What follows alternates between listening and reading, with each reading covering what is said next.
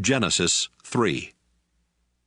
The snake was sneakier than any of the other wild animals that the Lord God had made.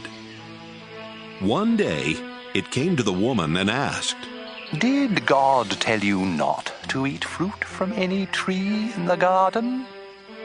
The woman answered, God said we could eat fruit from any tree in the garden, except the one in the middle. He told us not to eat fruit from that tree or even to touch it. If we do, we will die. "No, you won't. the snake replied. God understands what will happen on the day you eat fruit from that tree. You will see what you have done, and you will know the difference between right and wrong, just as God does." The woman stared at the fruit. It looked beautiful and tasty.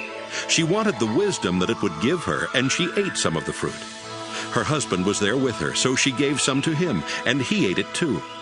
Right away they saw what they had done, and they realized they were naked. Then they sewed fig leaves together to make something to cover themselves. Late in the afternoon a breeze began to blow, and the man and woman heard the Lord God walking in the garden. They were frightened and hid behind some trees. The Lord called out to the man and asked, "Where are you?" The man answered, "I was naked, and when I heard you walking through the garden, I was frightened and hid." "How did you know you were naked? God asked.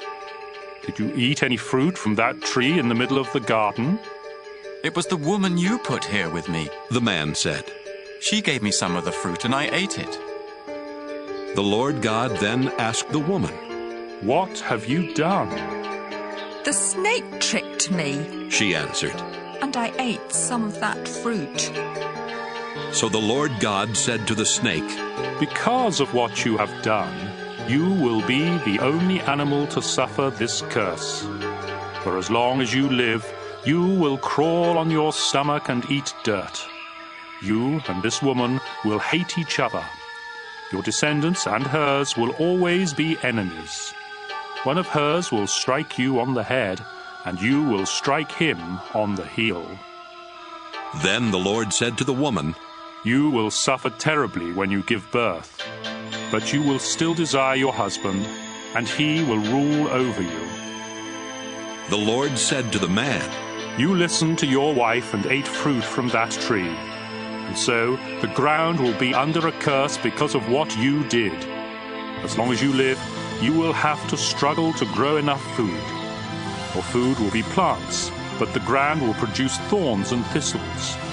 You will have to sweat to earn a living. You were made out of soil, and you will once again turn into soil."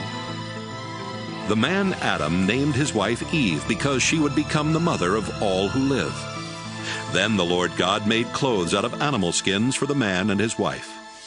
The Lord said, "These people now know the difference between right and wrong, just as we do. But they must not be allowed to eat fruit from the tree that lets them live forever." So the Lord God sent them out of the Garden of Eden, where they would have to work the ground from which the man had been made. Then God put winged creatures at the entrance to the garden and a flaming, flashing sword to guard the way to the life-giving tree.